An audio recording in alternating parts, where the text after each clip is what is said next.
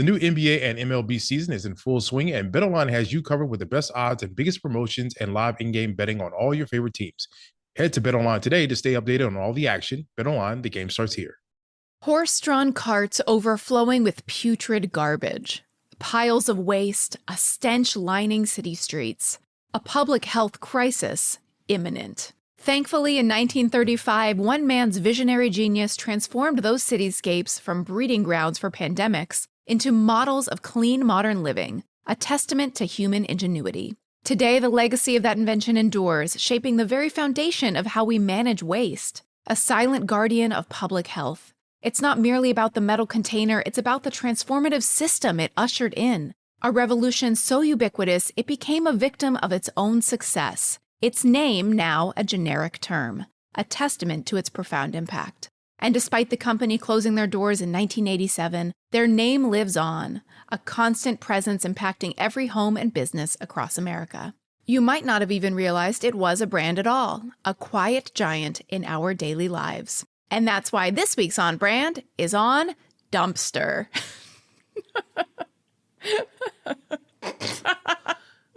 Dumpster? We're all jazzed up, nearly having a cow. You want your favorite show, and it's on right now. It's on brand. Welcome to On Brand with Jon and Marisa. I'm Jon. I'm Marisa. I'm confused, Jon.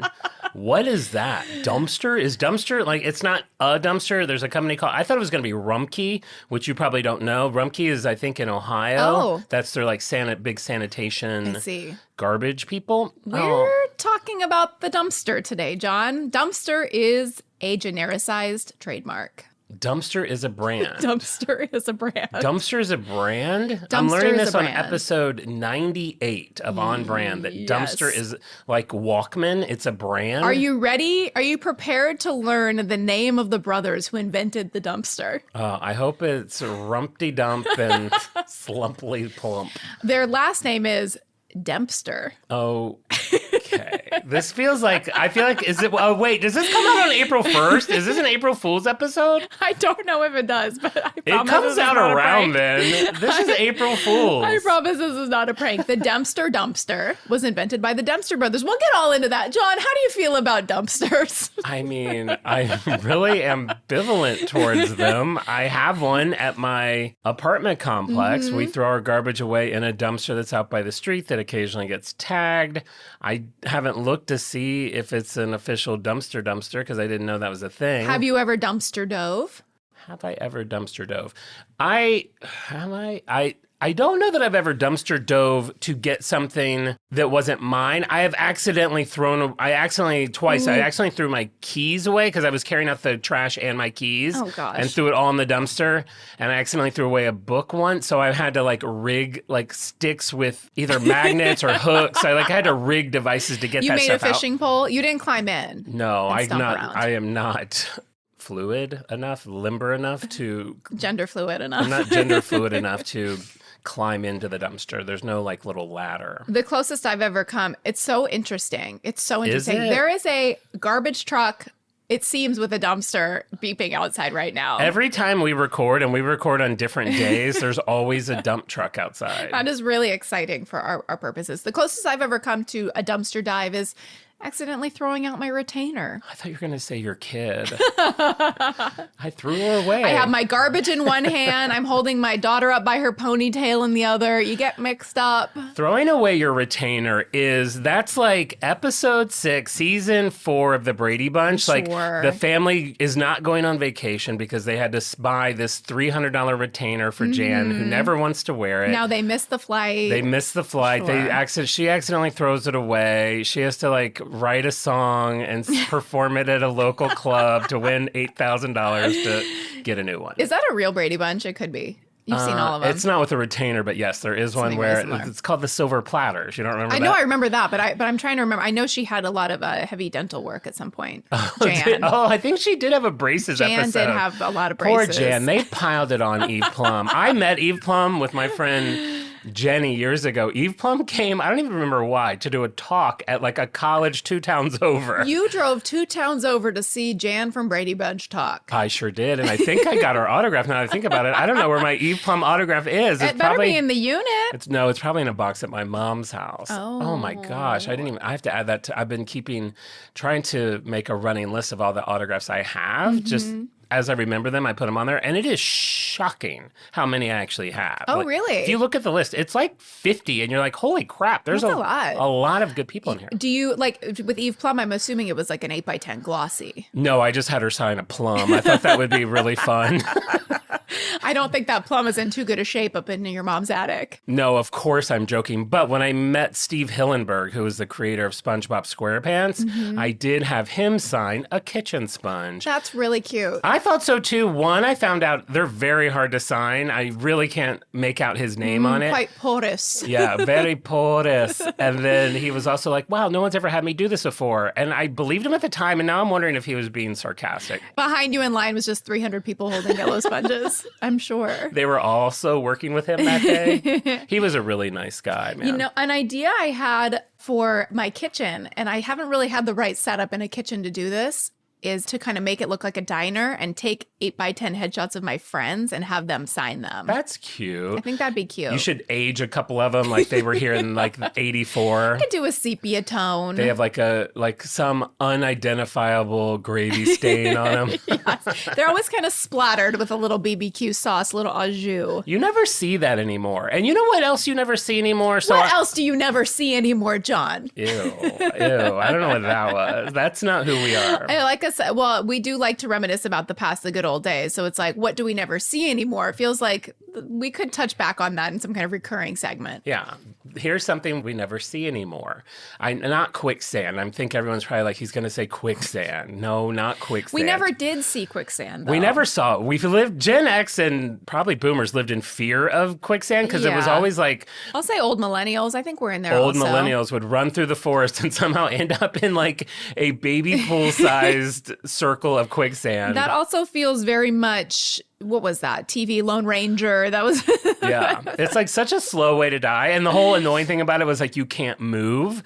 Like if you don't move, you'll just stay stuck. But if you move, you sink.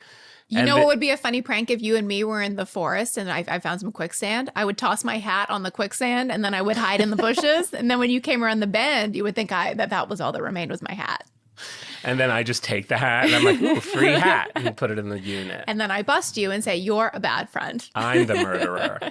What I was going to say is I've started watching, this is shocking. Okay. Columbo. I am so into Columbo also. I think everyone goes through a Murder, She Wrote and Columbo phase. They're like 7,000 episodes. The episodes are 2.5 hours long. So long. I put the episode 1, season 1 in, and it was like, I don't know, an hour and a half. And then when I finished it, first credit came up, directed by Steven Spielberg. Unbelievable. I'm like, what is happening? So I feel like I have this whole new world. It's really fun. Yeah, you'll have like 20 minutes till bed and you'll say, okay, I'll throw on a Columbo. I'm used to TV now. This is probably somewhere between 22 or if it's long, 42 minutes. 3 minutes. 2.5 hours. 2.5 hours. And somehow riveting. Every move he makes, I love, and I don't know if they're all like this, that you know who did it from the beginning. Yeah, it's just how is he going to figure it out? And you're like, everything he does. But what I was going to say that I haven't seen, it made me realize I haven't seen in a long time, is I'm on like episode 3 and twice already someone has like messed up a room to throw off the scent. Like I never see people like knock over books and everything off a table anymore to like fool you into make it look like there was some foul play, like a break-in gone wrong. Ransacked. Sure. No one pretend ransacks anymore. And I wish they did. I want to come home to be really good at that. Yeah. No, I don't think anyone would. I watch everyone. I'm like, that's not how you do it. Like you have to like really get in it. Like they always just like knock over a stack of books. They always make one framed picture askew. Yeah, which even if you want to kind of play up that this is like an intruder fantasy, an intruder isn't going to make a picture askew or even knock over a thing of books. They're going to dump everything out of a drawer. They're looking for money and jewels and things like that. They're not like ooh, this picture. They're like digging through all the drawers and stuff. David, my hubby, when he worked on the show AP Bio, he was a writer on there. Very funny show. It's on Peacock now, all the seasons. They had a running joke in the writer's room about Columbo. And something in the writer's room, it can be a very stressful environment, but there's also lots of fun. There's like little pranks. There's it's a good opportunity to do silly stuff because it's a comedy room. Everyone's in a good mood. David hired a Columbo impersonator. I remember to come to the writer's room. And he had one of the assistants come in to tell everybody, all of his coworkers, and say, something's wrong with David. Like, you need to be here right away. And David was pretending to be dead in his office. And then this guy playing Columbo walked in. He had a cigar. He was wearing the trench coat. It was fantastic. I think it cost so much money for what the joke was. I mean, it's a pretty elaborate, pretty amazing joke. It's I'm sure people talking still about talk it for about years, today. of course. I think there's also a funny moment too. It's like David had hired this Columbo impersonator who was a very fun guy. And in LA, I'd say the talent is top notch because people come here, they're at the top of their game. They come here with a dream. They come here with a dream. They leave here with a resume that says played Columbo at a production company party. They had that awkward moment where he had hired Columbo and he was in his office and it was like 20 minutes until the joke was to begin. And I think they shared a sandwich. I think David's lunch had just arrived and he was like, oh, I just got Jersey Mike's. Like, do you want half? And Columbo's like, oh, yeah, sure. Sure. In character. And another thing, I'll have it Mike's way. I remember him being so nervous about that and I was happy that it went off like it went so well. It was so funny. And weird. I was honestly thinking about getting Jersey Mike's after we record today. Oh, really? It's undecided. And a very rare Starbucks treat because they sent me a coupon. And what are you going to get? Is it whatever you want? For $3. You're the belle of the ball. Wow. So I only go there now when I get the $3 coupon now. How many pumps are you throwing in that thing? Customizations are extra. Oh, what are we even? What's the point? Here's what I'll get. I'll get a venti iced latte, no ice. I'll put it in the fridge. Smart. That'll last me at minimum 3 mornings, probably 5 mornings. That is really smart. Because I'll fill this up with ice and it'll take up about a third of that. And then I just do that for several mornings. You're swinging by Taco Bell every morning getting your free ice. Joke's on you. I only want to talk about once this week. Okay, we might have to have an ice capade later. Okay, speaking of iconic brands. Yes. So I wake up early. I don't get out of bed until later. Okay. But I wake up sometimes 5:30, 6, 6:30. Whoa. Sometimes I'll So your point is the early bird doesn't have to get the worm. No one wants a worm. Well, depends what you mean by worm. But I wake up early and sometimes I didn't for several months just because I was mad at the world. But if it's 7 o'clock, I turn on the Today Show and I go in and out of sleep during the Today Show for an hour. Fun. And I did that today. And then I woke up because my ears perked up when I heard them say that several iconic brands are back. And not only that, malls are back.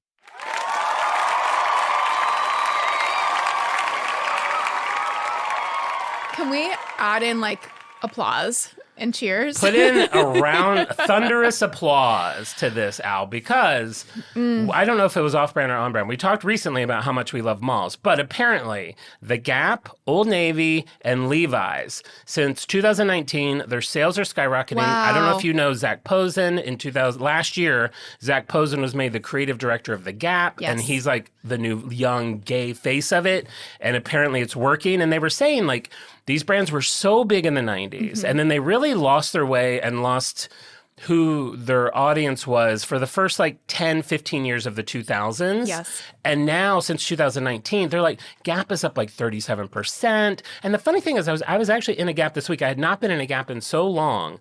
And I can tell that they're trying to do more collabs. They had a Disney Mickey collab. They have Star Wars collabs. The clothes seemed about the same to me. And on the news, they're oh my God, their fashions are so much better. I can't tell if they really are. I have grown to really like Levi, not just the jeans, Levi as a store and a brand. Oh, wow. So you're buying a Levi shoe, a Levi shirt? I've recently got a Levi shirt. And when they have a sale, girl, they will put their cool, iconic Levi logo shirt on sale for $14. And then there will eventually be an additional 30 or 40% off of it. I'm getting these shirts for $7. The logo shirt should be basically free because that is a billboard. True. You want people walking the streets. But go tell Louis Vuitton that. I'll write him a letter. Yeah.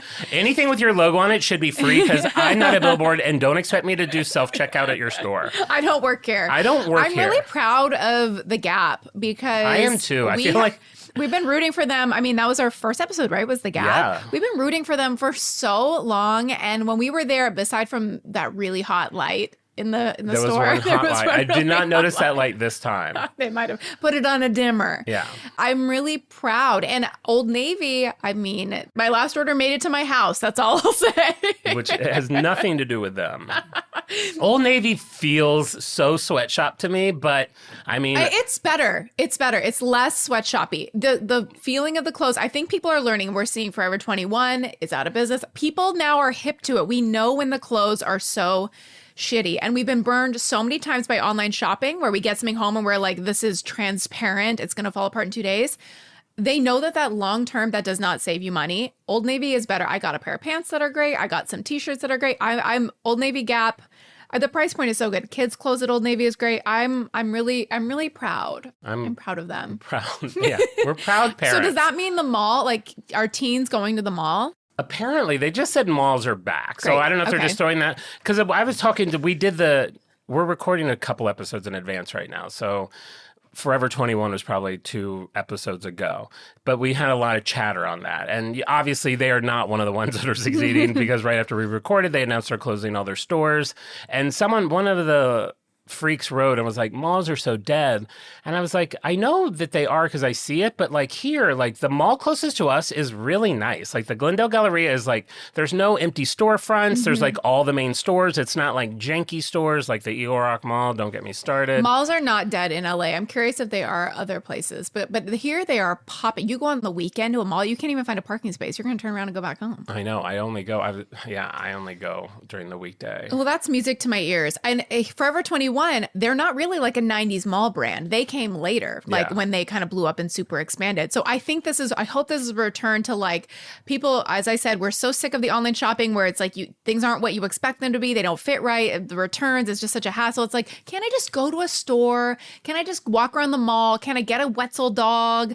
Get a lemonade and just try things on in person, feel the quality, and just have an awesome day. Go to Sweet Factory, get a bag of sour straws, jawbreaker. I mean, do you go there like famished? Like you're that hungry? You're just walking around. You can't go 4 storefronts without, okay, I'll take your Cinnabon I have to take a break. Lego store, hot dog, Gap, corn dog. It's always going to be something on a stick. You know, a Wetzel dog and a lemonade is probably setting you back about $14 now. Honey, you don't have to tell me twice. A Wetzel pretzel, man, I do enjoy those. I will get those. I'll be at the mall and I'll grab one of those for later. Yeah. I'm like, I'll eat this when I watch TV tonight. That doesn't surprise me. I know. I stock up on foods. And a lot of them end up in a dumpster. That is very true. Hi, this is Chris Howard, host of Plugged In with Chris Howard. BetOnline is the world's most trusted betting platform and your number one source for all your sports betting action. BetOnline has more ways to stay in on the action with the latest odds, news, scores, even live in-game betting while the games are being played. With the largest selection of odds on everything from Major League Baseball, NHL, and UFC, and professional golf, BetOnline remains the number one source for all your sports wagering info. In between games, head over to the BetOnline's casino with all the top Vegas-style games, including poker and live casino. BetOnline, the game starts here. Are you feeling stuck in your career or lacking employment at the moment? Experiencing symptoms of job dissatisfaction? You might be suffering from a common condition known as career stagnation. But don't worry, there's a solution. Monster.com. Monster.com offers a comprehensive suite of career-boosting tools designed just for you. Our free resume review and AI interview prep tool will help you stand out from the crowd. Need more guidance? Dive into our career advice articles for expert tips and insights. And don't forget to check out our salary tools to ensure you're getting paid what you're worth. Side effects may include a new job, increased confidence, and a brighter future. Consult Monster.com today and take the first step towards your new career. Ready for your next job opportunity? Visit Monster.com now. Shall we dive in? No. Shall we dive in the dumpster that is Dumpster? Yeah, I got the joke. Let's dive into dumpster. I'm trying to make like a train sound happen. Al, can you put a choo-choo sound here? Oh, this is choo-choo, not clip-clop? No, well, like choo-choo, like we're going like back in time. Oh, that's more like a... Okay, do like a Brady Bunch dream sequence sound. Love it. Okay.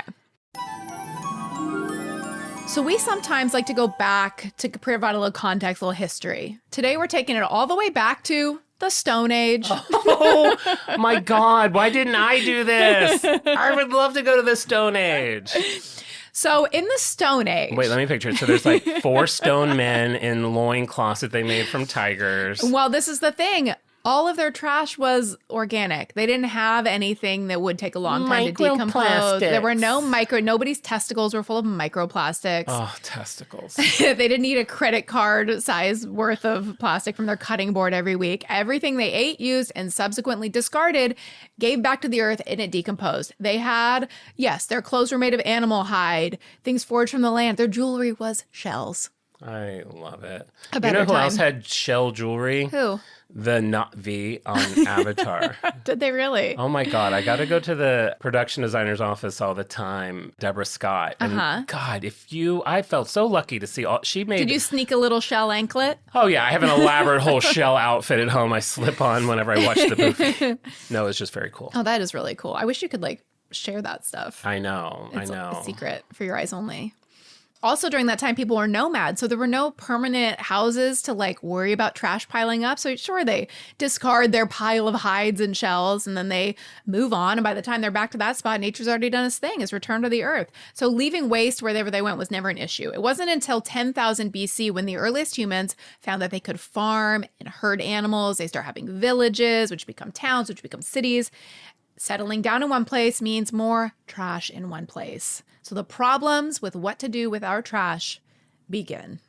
We are now in ancient Mesopotamia. Wow. I always hated that one because I never understood it. Everything else was like Bronze Age. Okay, they had bronze. Got it. Stone Age. Rocks. Check. That was when they discovered the Mesopotamia plant. For so many of these, I was Googling, when is Mesopotamia? Because I know if I just say Mesopotamia, I don't know when that is. I'm guessing you don't. Maybe our listeners don't. This does seem like one that you would have to Google a lot on. There was a bit, yeah. Around 5,000 to 4,000 BC is the rise of Mesopotamia, the first urban civilization. This time period is known for its prosperity, its history, and the development of the first written language, literature, math, astronomy, many other inventions. The wheel, heard of it? But what you may not know about Mesopotamia is that the landscape was largely made up of trash. I like that. That feels like a Dr. Seuss book. It would be a great Dr. Seuss book. In fact, they would pile up trash in the streets, which would gradually raise the level of the road. I love it. And it was said that every once in a while, they would place a new layer of clay on the road over the trash. And then people would have to build stairs down to their homes or even new doors on a second story. This is like an episode of Hoarders when they invite someone over and they're like, this isn't so bad. And their heads are touching the ceiling. That is exactly right. They did have large dumping locations, one of the largest being 7.5 acres long and about 23 feet deep. It was unsure of how all the trash made it to one place since they didn't have an official municipal waste system. So the 23 feet deep is 4 me's. Yes.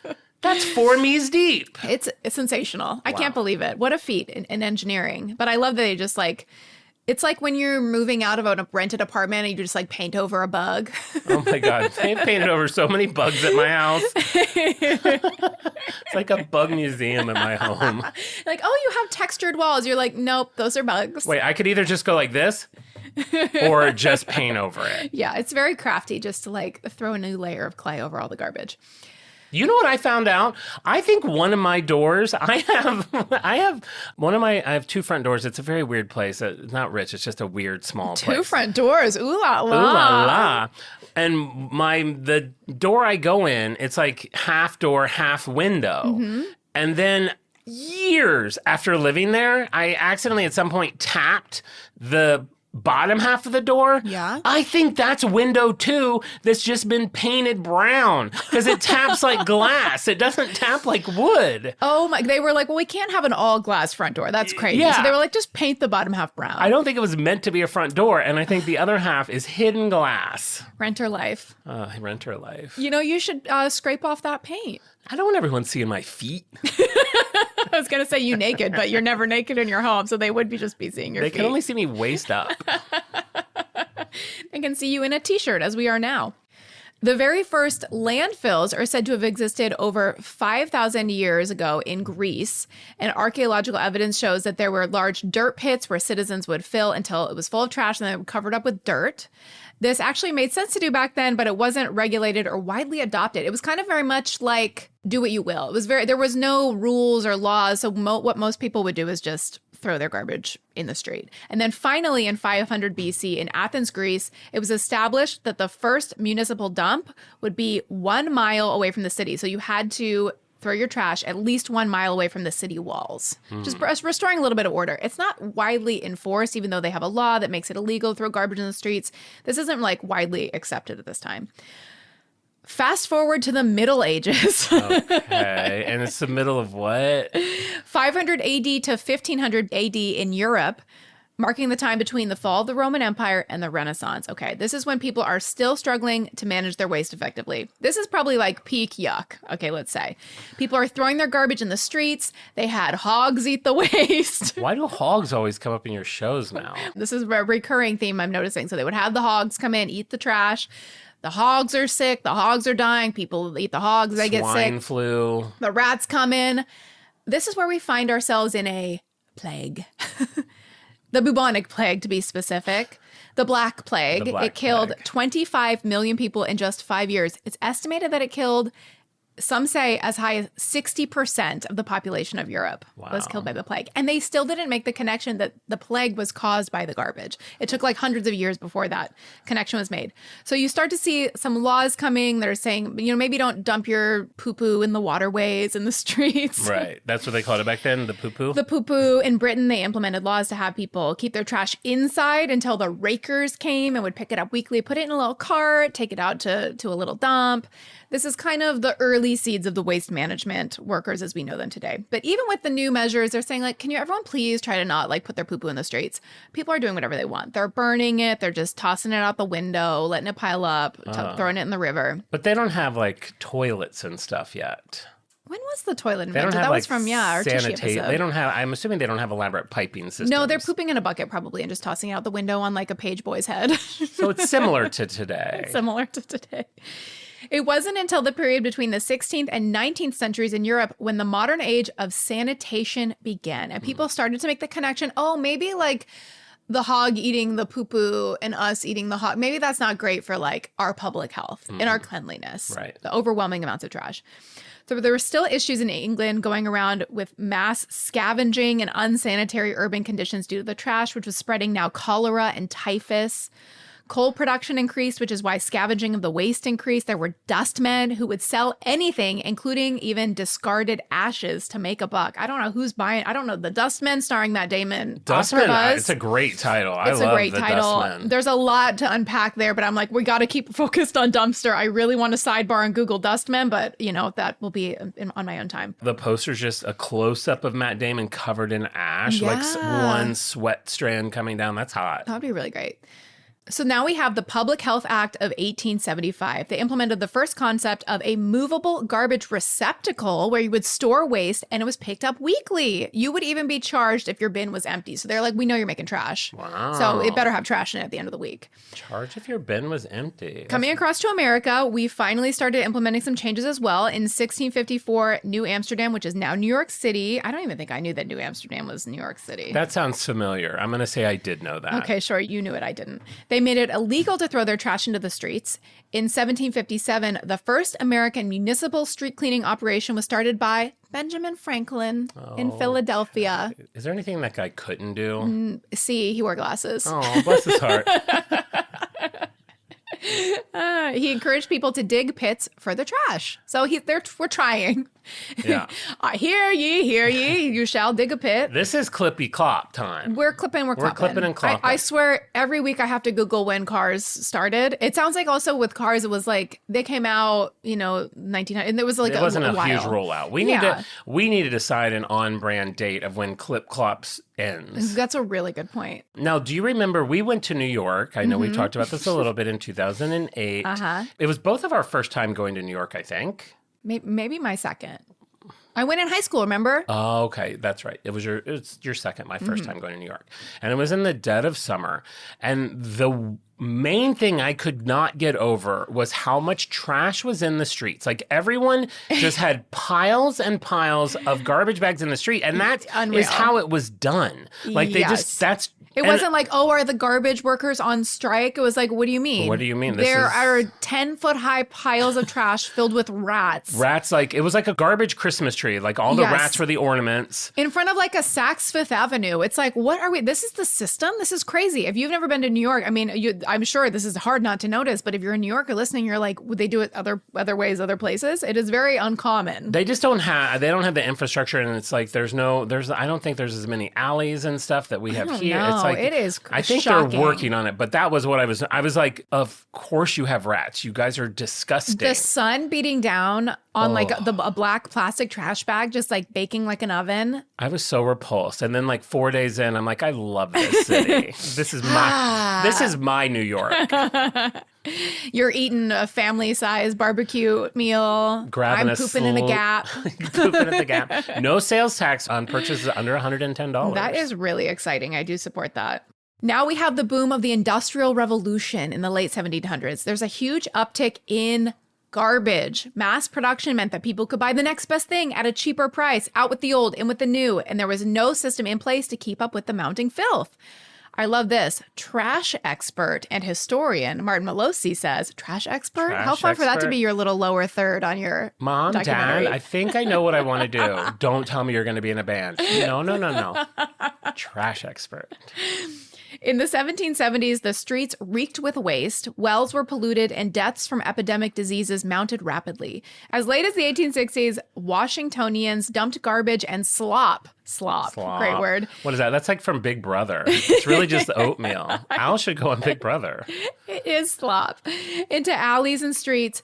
Pigs roamed freely, slaughterhouses spewed nauseating fumes, and rats and cockroaches infested most dwellings, including the White House. You know what is weird to me, though?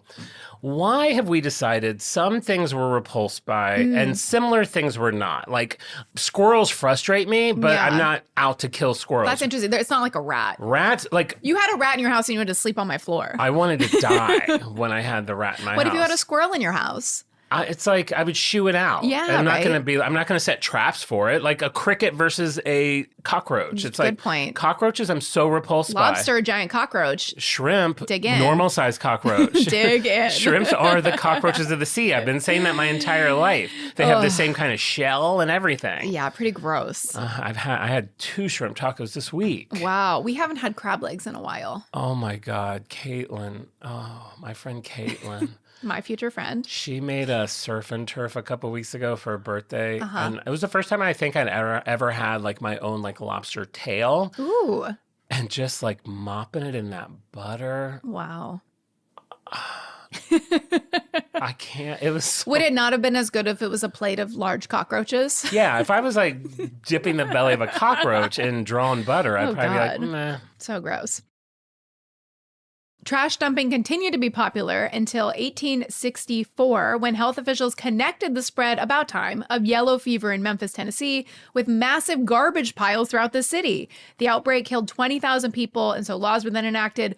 Residents take their garbage to specific locations on the outskirts of town, and trash dumping wasn't allowed in the streets. Why is this taking so long? I mean, it's a great question, but just to give context, so it's like we're around the time that Coca-Cola is debuting, burpee seed catalogs are being mailed out, It's really like fun. just to really kind of set the scene. Yeah, we need like a timeline. I would love a permanent on-brand timeline of all the key events of every episode. That would be a good set piece for our studio when we have a studio someday. God, it would be perfect. If there's a timeline. freak, if there's a retired freak out there that's looking for a project, you have 98 episodes to comb through. You have a Cricut machine to cut out a vinyl. You have maybe a fabricator. Obviously, 1912, the sinking of the Titanic is important. 97, of course, the film, but Yes. there's a lot of dates in between. A lot of dates are very important to us. Remember those pigs I talked about cleaning up the streets back in the day? Even up to as late as the late 19th century, early 20th century, you could find piggeries across the U.S. The biggest one was in Worcester, Massachusetts, that would let pigs by the thousands roam to consume up to 10 tons of waste daily. I'm not going to lie. Right now, I'm convinced my apartment is a designated piggery. It is rough. I did not take out my garbage soon enough this week. No. And I currently have a bunch of tiny little gnats that I thought would go away once I took the garbage out. Those bitches are sticking around. They're like waiting for me to like... Send in the hogs. I need 2 hogs. After this, I'm going to Jersey Mike's in the piggery. Get a couple hogs, go to Jersey Mike's, come back. Your place will be spick and span. Okay. Be like, my signed vinyls, and a pig burps. A little music note comes out for some reason. I love the idea of a piggery. I think it's the cutest name for it. But I just wish people would learn that like pigs eating garbage, that nothing good comes from this. I like it when old things stick around too. Apparently in some cities, there's like these little like hooks on the sidewalk, and people are like, what are these? And there were people used to tie their horses, apparently. That's really fun. I like it when old things like don't get removed right Really, away. it's just the city like doesn't have the money to like go around and remove all those. Or if you're in an old downtown and you come across one cobblestone street that's been around for 200 years. So nice. Yeah, our version of that, we have so many like abandoned newsstands that are now just filled with like a 10-year-old Whopper or something locked in there. Yeah. Can't escape. So needless to say, eventually this process ended, the piggeries. We made the shift towards sanitary landfills in the 1900s, and the amount of packaging was produced and disposed increased 67% after World War II. We officially became known as a throwaway society. We're seeing now plastic enter the game, these things that never go anywhere. The same plastic spoon used by, a kid in 1960 still exists somewhere. The EPA... You couldn't think of a kid in 1960? The same plastic spoon used by Dennis the Menace is still buried. Sure, the actor that played Dennis the Menace. Eve Plum. Okay, I love it. The EPA says that from 1946 to 1970, we dumped almost 89,000 containers of radioactive waste. Okay. And to make matters worse, we saw the boom of the plastic in the 1960s, which led to trash in an abundance we have never seen before. They started to have some kind of regulations for what people could personally throw out, but then companies were exempt from these. So like people were just throwing garbage in the ocean. It was a really crazy time. Cities are realizing what a public health hazard this casual garbage disposal was, and they set out to do something about it. So when the first sanitation departments were created, they made a huge difference to the cleanliness and safety of streets. And one of history's biggest advances in waste management was waste collection, which was a slow and high effort process. It had teams of men loading waste into carts or later trucks. It would be like 4 guys with like shovels, basically, like heaping garbage into the back of a pickup truck. It wasn't very efficient. It took a long time. The next leap in waste management would be focused on making that waste collection quicker and easier, reducing the manpower required. That's what always happens. We have a thing to do. Now, how do we do it faster with less people? Exactly. I got to say, we always say thank you for your service to the wonderful people in our military. Sure. Thank you for your service to the sanitation people, because that is a thankless job. So that is my takeaway from this episode. I am going, next time I see a garbage man, I'm going to tip my hat. You know what's so cute? Have you ever seen those videos? I see them pretty regularly of like little kids who like love either their sanitation worker or their mailman, and they just stand at the window or wait outside for them to come. And then like it'll have been long enough that like the garbage man will bring them a little garbage truck. That is and it's like so cute. They are definitely the heroes of the neighborhood to the children. And then somehow you grow out of it and you see them as the equal As to the the garbage that they carry away for us. And that's wrong. It is wrong. They should all be millionaires. They should. Anyway, let's enter the hero of this story. Me? George Oh. Dempster. George Dempster. It's so stupid. You're going to get so mad at how many times I'm saying Dempster and dumpster while I was typing this. I was just like cackling to myself every time. And I was like, I kind of like run through to rehearse the episode. And it was making me laugh. Dempster, dumpster, dumpster, dumpster. That is so. So did the word dumpster not exist? Did they create it from the word dumpster did not exist. They just made it up because it's close to their name? Yes. Okay, but wait, let's go to the beginning. My mind is blown right now. George Dempster was born in 1887. He was the 9th child of Scottish immigrant Jon Dempster and Irish immigrant Anne Doherty. His father, Jon Dempster, co-managed a grist milling company. So that was grinding cereal grains into flour. A very 1800s job. There's going to be wood chunks in it. We don't have overlook on it We don't have the FDA yet. Yeah. There's some crickets in there. As a teenager, George would travel around the country working odd jobs for various companies. He worked worked on the Chesapeake and Ohio Railway. Travel the country. Can't you just find odd jobs in your town? He was hitting the rails. I'm going to go to Mississippi tomorrow and see what's available. I mean, it does make a very charming movie. I was very Fried Green Tomatoes, imagining him like traveling the country on these railways, like to work these jobs on the railroads. Yeah. He worked for Atlanta Birmingham Atlantic Railroad, the Ward Line Shipping Company. A railroad strike in 1903 left him briefly stranded in a hobo colony in Iowa. Listen, I don't know if we're allowed to say hobo anymore, but there was something when we were growing up. Hobo was like a bona fide character that you could be for Halloween. Oof, definitely. It was like if your mom didn't have the time to make a costume, it was like smudge some ash on your cheeks and give you a bindle. You're a hobo. But a hobo is it's a figure. I don't know if it exists so much now in this era, but it's in the Wikipedia. No, I think it was like tramp too. Hobos and tramps were like that's what they were. You're called. a traveler and you traveled by railway. Yeah. I think it was probably a word they wore proudly. That stick with the little thing. The bindle. That's what it's called? Yep. I love it. Dempster graduated from, everywhere called it this, and I couldn't find any explanation. George Dempster graduated from the Girls' High School in Knoxville in 1906, having served as the school's class president. I don't know if it was like a Tootsie situation. Oh my God. Or what was that Tom Hanks? Bosom Buddies. Bosom Buddies. I don't know, but he was class president at the Girls' High School in Knoxville. Why does Pam have a slight mustache and a hobo stick?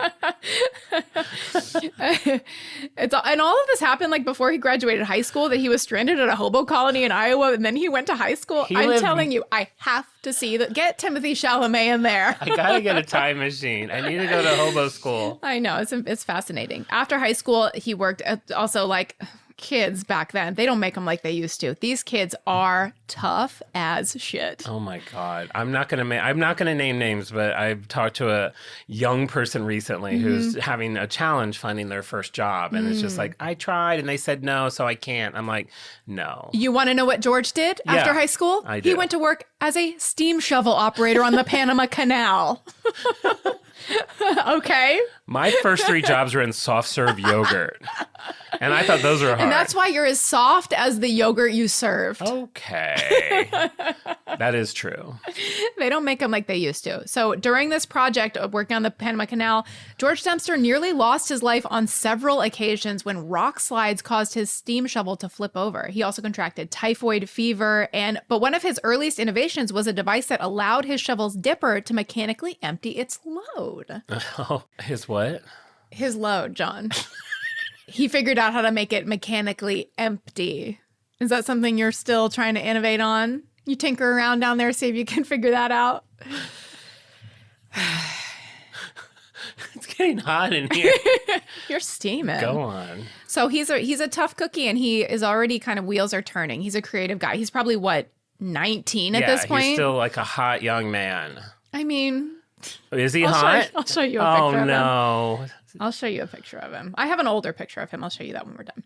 So then he returns to Knoxville after the Panama Canal. He's with his brothers, Thomas and John, and they decide to form the Dempster Brothers Construction Company. So they're building roads, railroads, and small dams in Tennessee. I mean, he's like in his 20s. Like, everybody is just so industrious. Yeah, most people have like a lemonade stand or like deliver newspapers. He's like, I guess I'll make some roads in Knoxville. Yeah, it's why. And we're like, I want to get to 5,000 followers on Instagram. It's like, you know what? How about you start a construction company with your brothers and build roads in this town? Okay, well, to be fair, Marissa, I'm trying to get to 5,000 followers on TikTok, and I've been stuck at 1,500 for a minute, and it is hard. If you had brothers that wanted to start a construction company with you, you'd be in a totally different situation. They're traveling, they're building roads and dams. They're going Tennessee, North Carolina, Georgia, Virginia, Kentucky.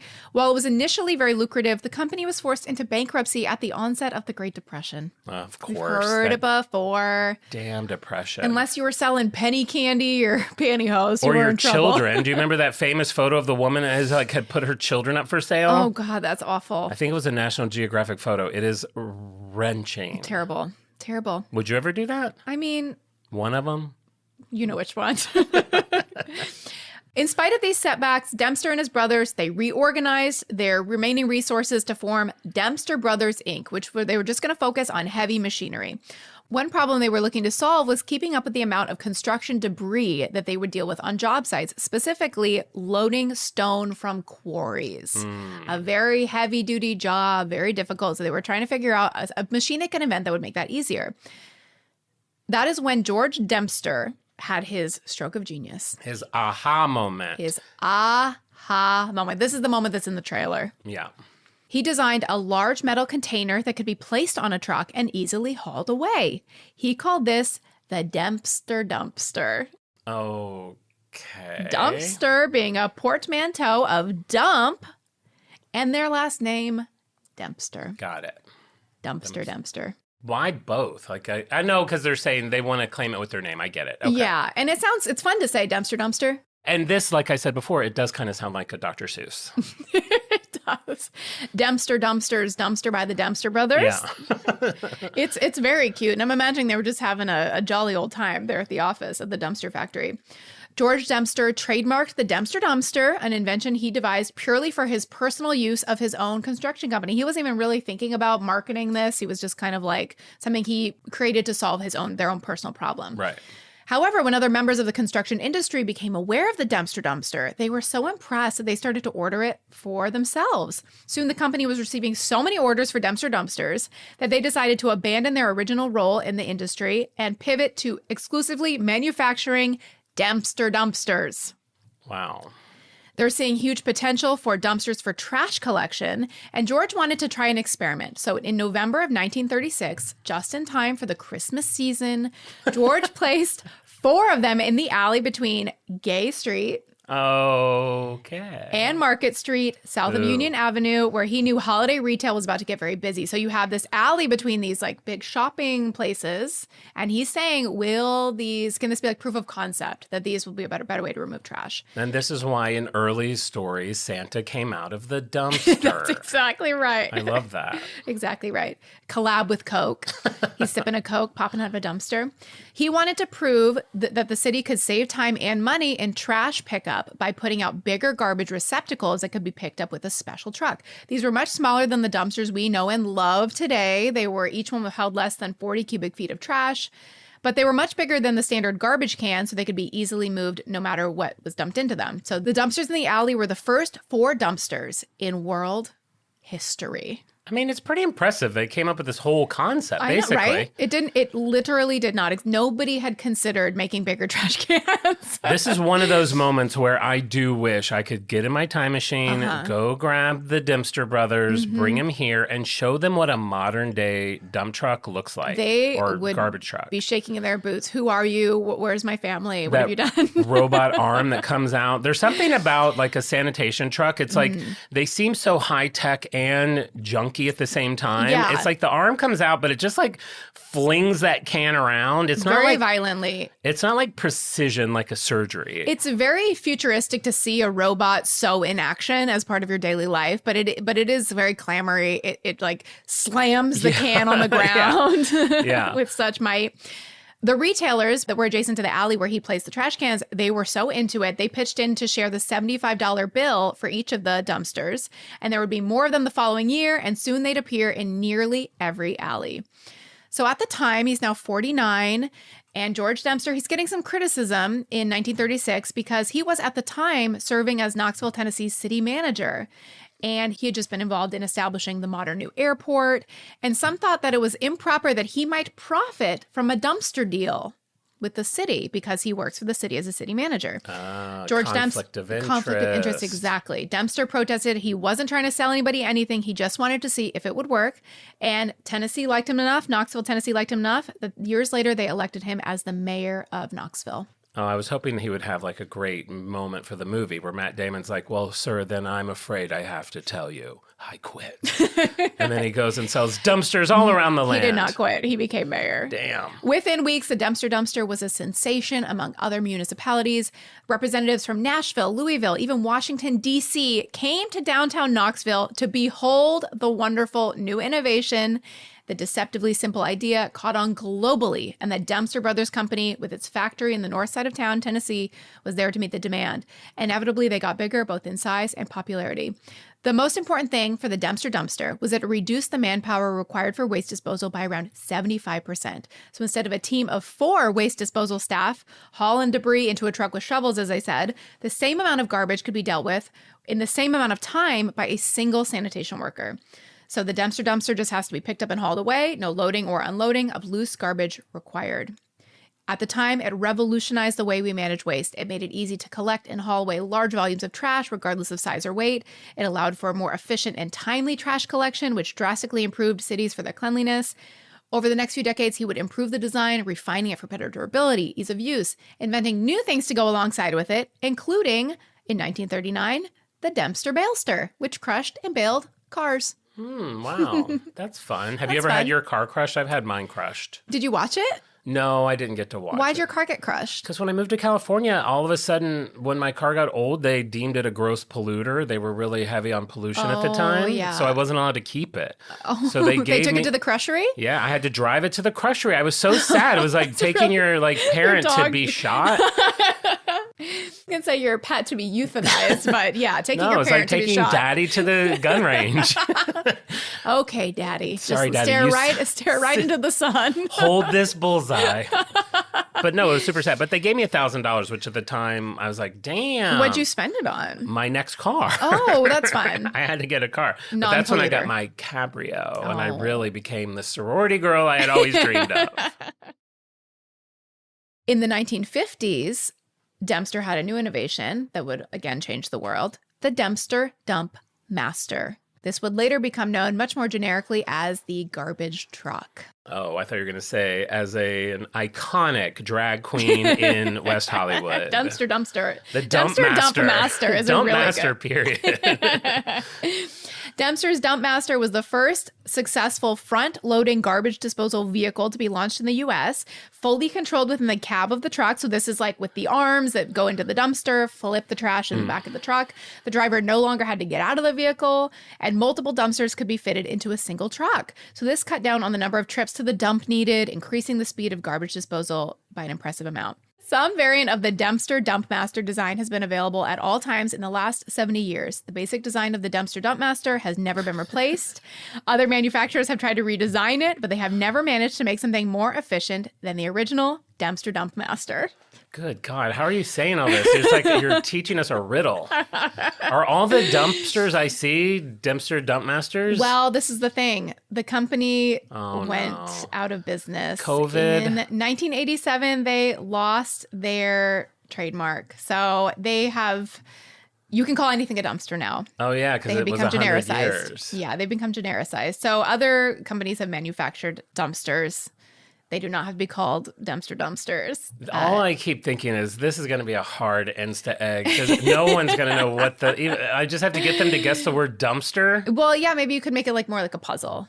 Yeah. Like a dump and a stir. But everyone's going to be like, dumpster with 3 question marks? Is that a brand? They'll what are you like, doing? Poop whisk. Poop what? We're going to get a lot of heat on this. George Dempster went on to serve from city manager, as I said, to mayor of Knoxville, where he constructed bridges, churches, libraries, a stadium, parks. He hired the city's first African-American civil service secretary. He supported desegregation in the 1950s and 60s. He championed a number of causes in support of the handicapped and the blind, including a radio program that featured blind pianists.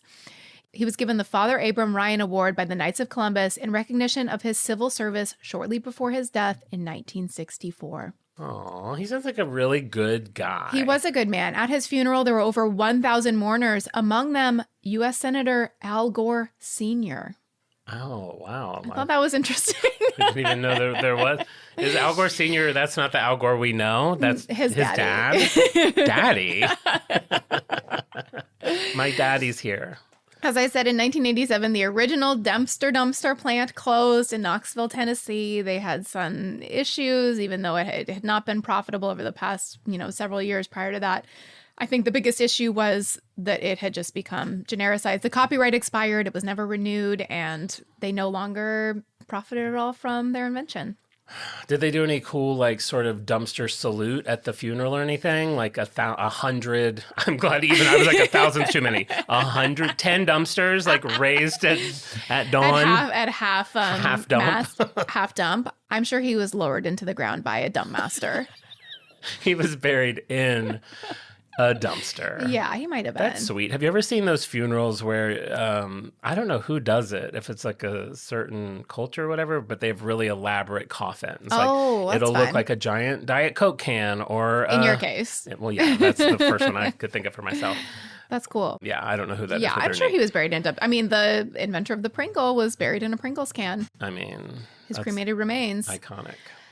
So my takeaway is things we take for granted is our trash good and where it needs to go at the end of the day. I mean, I don't think I produce a ton of trash, but boy, the bin is full at the end of the week. Come Wednesday, Alistair famously, Alistair does a really insane thing. Well, he does lots of insane things.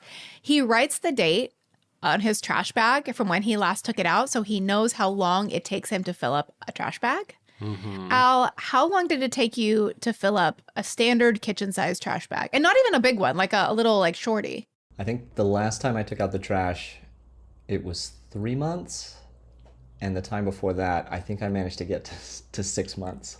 Everything Al does, I like to balance out. So he takes a shower.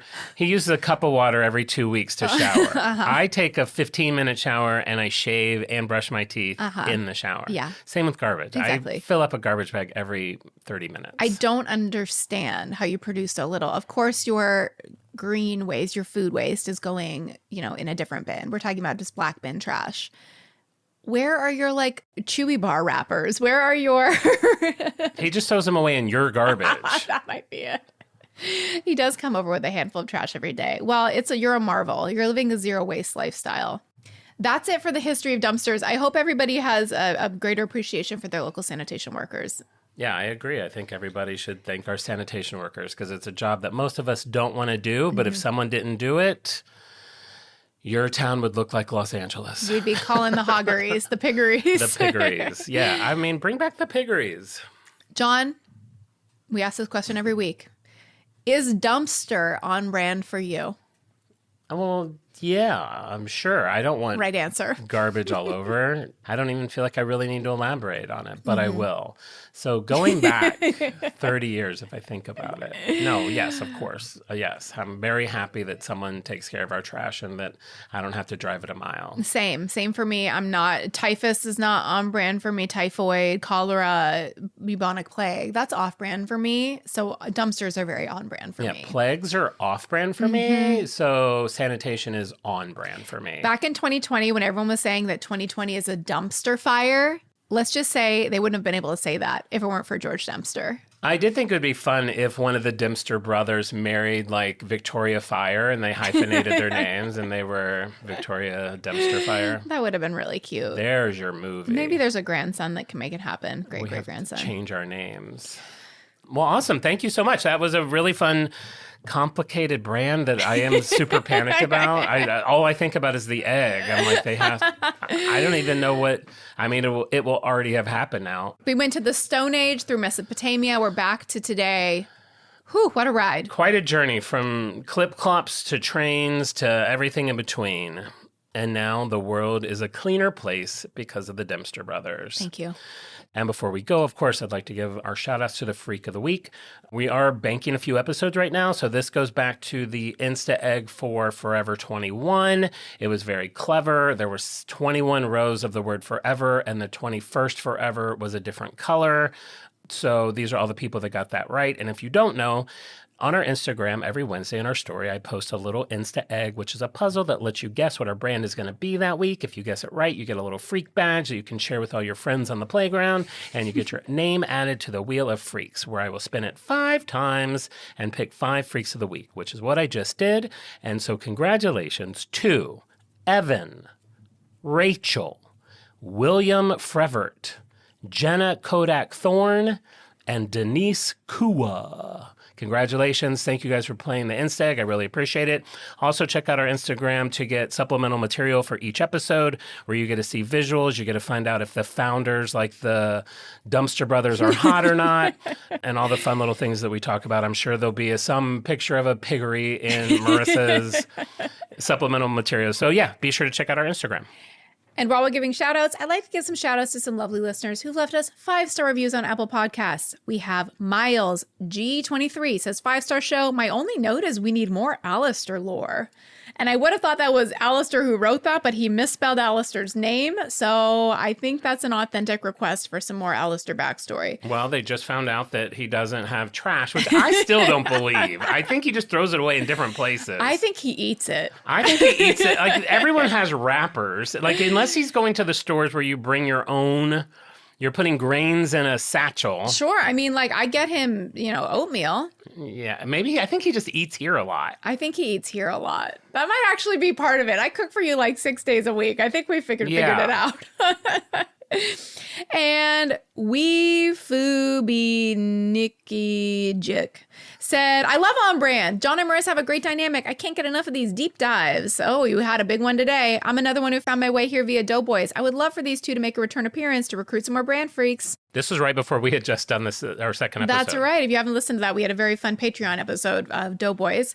They also think the pod would be right up the alley of listeners of Ask Rana, and I've said no gifts if we're up for a promotional podcast tour. So I want to say, if there's a podcast that you think we would be a good guest on, write to that show and say, you got to get Jon and Marisa from On Brand with Jon and Marisa. So tell them to give the people what they want. Maybe they would like that. And I will say, it does work, because we will soon be guesting on a show that they said someone reached out to them from our show, and now we're going to guest on that show. So it helps us a lot. That's awesome. And with that, we'll be back next week with an all-new episode. And remember, we may go off topic, but we will always be on brand. Bye. Goodbye.